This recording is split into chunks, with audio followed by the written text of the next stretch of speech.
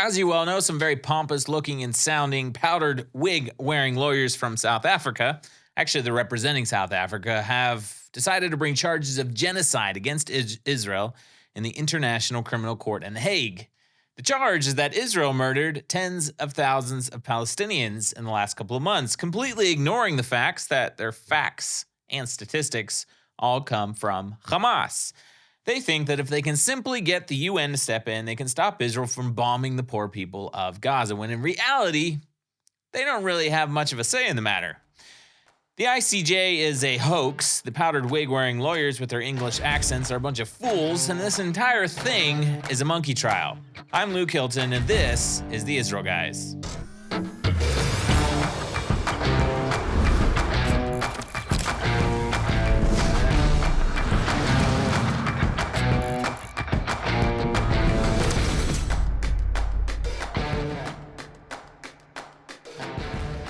Hello and welcome to the Israel Guys, where we believe that in a world of anti-Israel propaganda and Jew hatred, you should have a direct connection to the land and people of Israel. Guys, today this is your direct connection to the land and people of Israel, because I'm coming to you from Israel's biblical heartland, deep in the heartland, also known as, falsely known as the West Bank.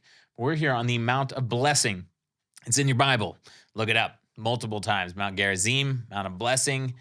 Jesus, woman at the well, Joshua, 12 tribes. We're here on the Mount of Blessing, guys. It doesn't get any more real than this. And we're talking about anti-Israel propaganda and Jew hatred. We got some serious Jew hatred and anti-Israel propaganda going on today. Only it's not in Israel. It's at the International Court of Justice, which happens to be located in The Hague in the Netherlands. Before we dive into that topic, go ahead and hit subscribe or follow, or whatever platform you're listening or watching us on. Please follow us there. Leave us a comment.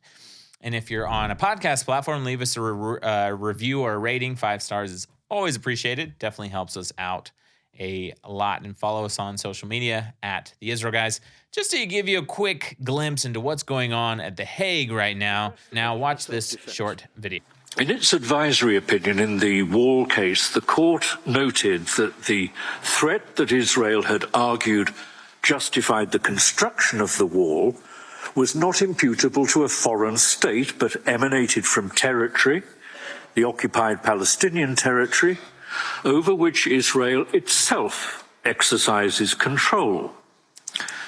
For those reasons, the court decided, as a matter of international law, the right of self-defense under Article 51 of the Charter, the UN Charter, had no relevance in such circumstances.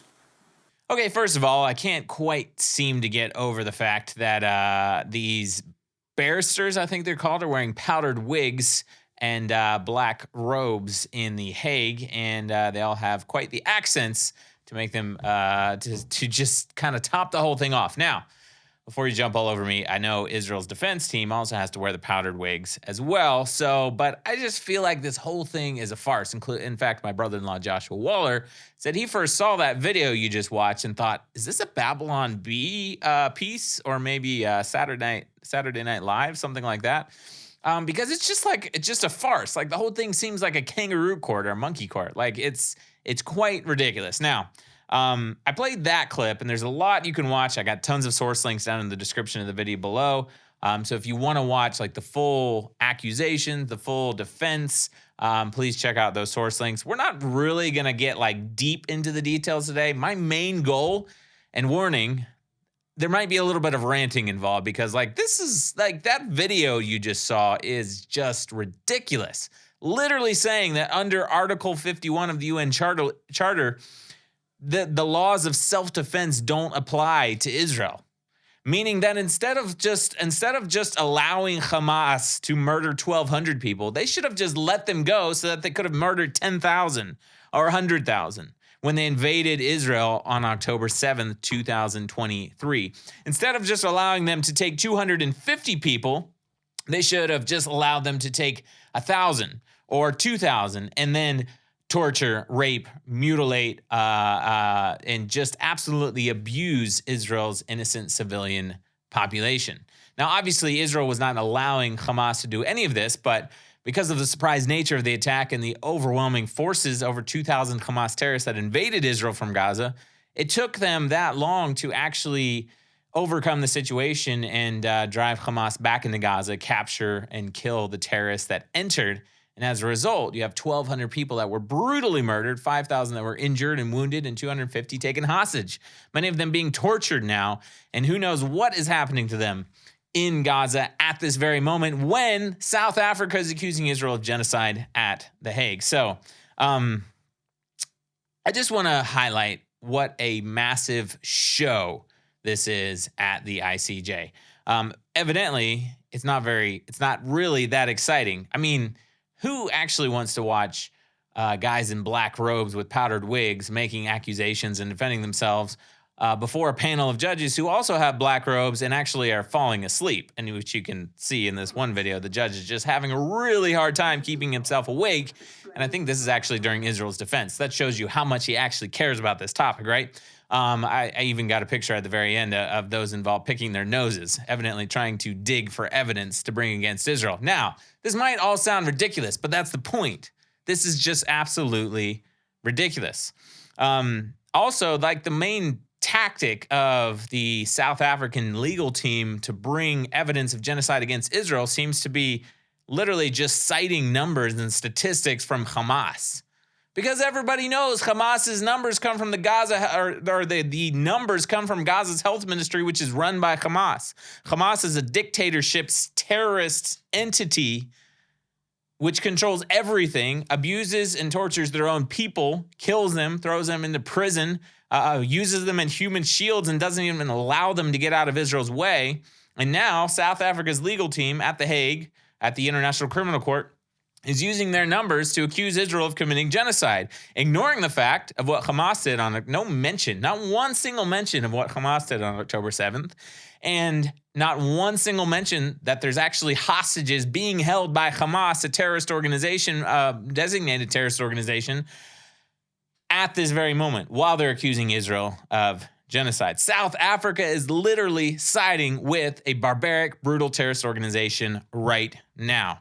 I heard it said that Israel would be able to make their defense, but they're unfortunately currently being held in captivity in Gaza. There's an amazing meme out on the internet that shows 4 Israeli girls who you might have seen in the news. I think I mentioned them on my show last week, kneeling with their hands tied behind their backs, bloodied and tortured and abused before the tribunal at the International Criminal Court. Literally, they're being held hostage so they can't make their defense. It's absolutely a kangaroo court.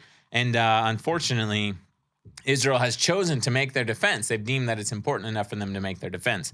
Now, a couple of points, because that video you just saw says Israel has no right to self-defense. They said under the actual UN Charter, Article 51, the laws of self-defense do not apply to Israel, right? What did he say? What did he say? I don't even know his name, and I don't even care. The powdered wig-wearing dude who is accusing Israel of genocide. Don't even care, okay? And you shouldn't either. But what did he say? He said the war emanated from occupied territory over which Israel recognizes control. The right of self-defense under Article 51 of the UN Charter has no relevance at all, meaning when Israel is attacked and murdered, they should lay down and let themselves be murdered some more. Gaza's occupied territory, even though he said Israel claims they withdrew in 2005, but they still have they've still retained control since then in the last 19 years or 18 years. Because they keep Israel, they surround Gaza and by land, air, and sea, because they've tried to murder Israelis and Jews so many times that Israel has to just kind of keep them contained. But that's beside the point. Actually, he didn't say that. I added that in because that's what's happening. And he says what Israel is doing in Gaza, it's doing in territory under its own control, and that's why they're deeming it acts of genocide, right? Even though it's a war. Okay, Hamas declared war on Israel, murdered a bunch of their civilians. Israel decided to defend themselves, and now they're at war. And many of the numbers that South Africa is actually quoting are terrorists who've been killed by Israel, but that's beside the point, right? And even civilians that have been killed as a result of war. with not one single one of them being targeted, which South Africa didn't bring a shred of evidence that Israel has targeted civilians, right? They're just claiming Israel's killed all these Palestinians, and so it's an act of genocide, even though it's war. It's war. Israel's defending themselves, okay? That's what's happening. The powdered wig wearing dude accusing Israel of genocide, again, don't know his name and don't care, is accusing Israel of enforcing its occupation, and therefore the law of self-defense under the UN Charter has no application. Now, what I would like to hear from powdered wig wearing dude is what he suggests that Israel does instead of defending themselves. What is your suggestion, sir? What is your suggestion that Israel do instead? What should they do? Should they lay down and let Hamas run over you? Should you offer up your women and children so that they can take more hostages and abuse and torture them in Gaza? Should you, maybe they could go to the UN for help. Never mind, that doesn't work. Maybe they could take the Palestinians to the International Criminal Court? Somebody put it down in the comments if you think that would actually help. So at this point, you're probably thinking, how can I stand with Israel, especially right now when they're being so slammed by the entire world at the Hague, at the ICJ? You might not be in the Netherlands and can march with the thousands of Christians that are physically standing with Israel, but there is another way that you can help right now. One of the biggest ways that you can help is to purchase products from the people that live in Israel's biblical heartland. That's where our friends at Blessed BUY Israel, Blessed by Israel, come in. They work with these small family-owned businesses in Judea and Samaria to source beautiful products and ship them directly to your doorstep. We're talking about top quality, incredibly beautiful products, and they all come from family-owned businesses, and they're all made right here in the land of Israel. Blessed by Israel offers something that everyone in your family can enjoy. We're talking cosmetics, soaps, tea, chocolate, honey, and their best-selling product, olive oil from Israel. 3 things happen when you purchase products from Blessed by Israel. 1, you receive beautiful boutique products for your friends or your family, and it comes right to your doorstep. 2, you invest directly in small family-owned businesses in Judea and Samaria, strengthening Israel's economy and the Jewish pioneers who live here. And 3, you'll be telling the world loud and clear that you stand unconditionally with the land and people of Israel. Check out Blessed by Israel, that's Blessed BUY Israel, today to see how you can receive wonderful products from Israel shipped straight to your doorstep. Visit blessedbuyisrael.com or click the link in the description below. Okay, so obviously my bigger question in this whole thing, right, is what does the ICJ even do? Because you have, and I understand this, right, that you have the International Criminal Court and you have the International Court of Justice. I found out they're both located at the same place, The Hague.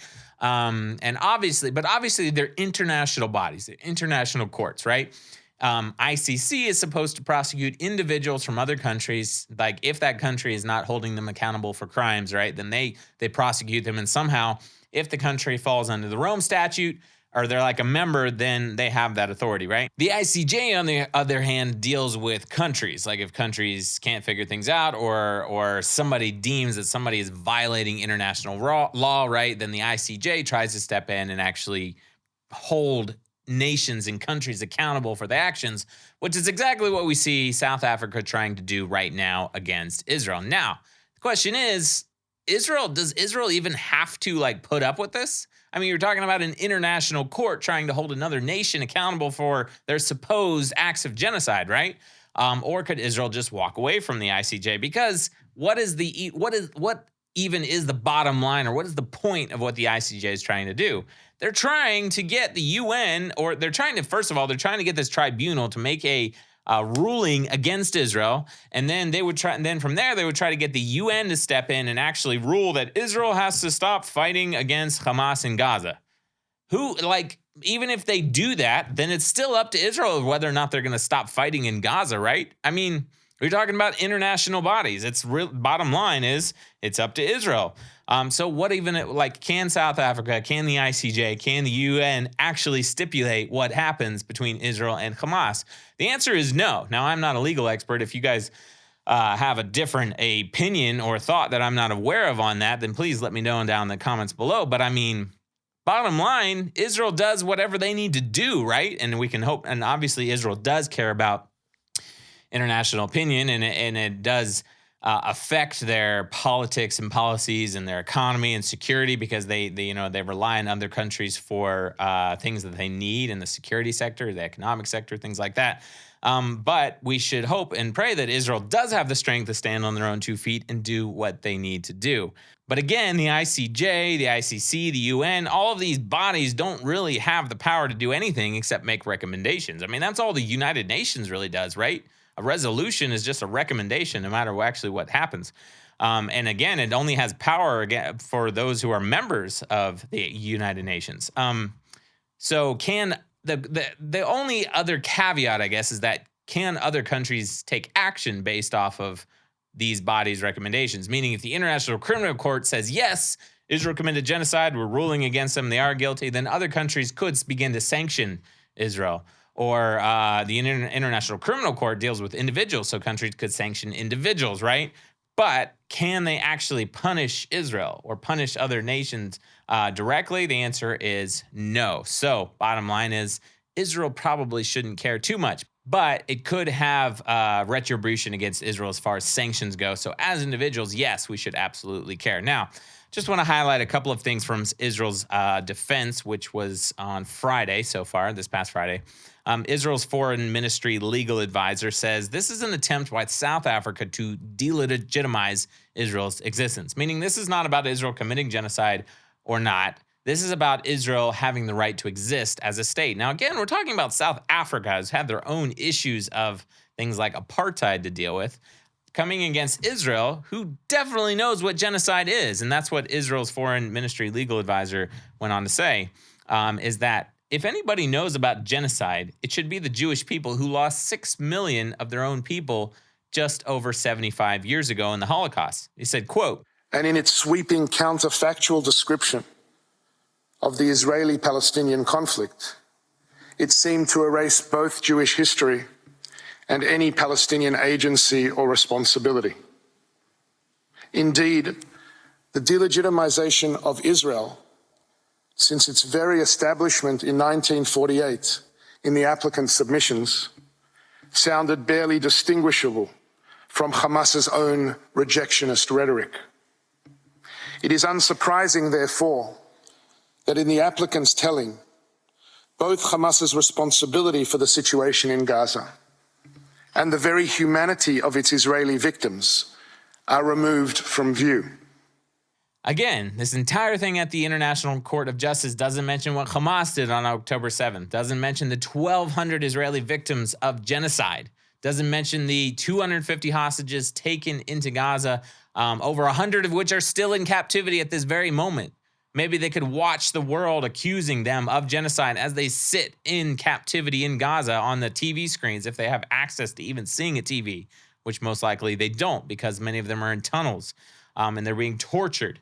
But Israel's defense team did have a brilliant strategy. They went on to flip it on its head, because they said all of the rhetoric and statements that are coming out from Hamas are actual genocide. If you look at what Hamas has said over the years, if you look at their statements over the years, if you look at their charter, their actual Hamas charter, all of it is actual genocide, the intent of genocide.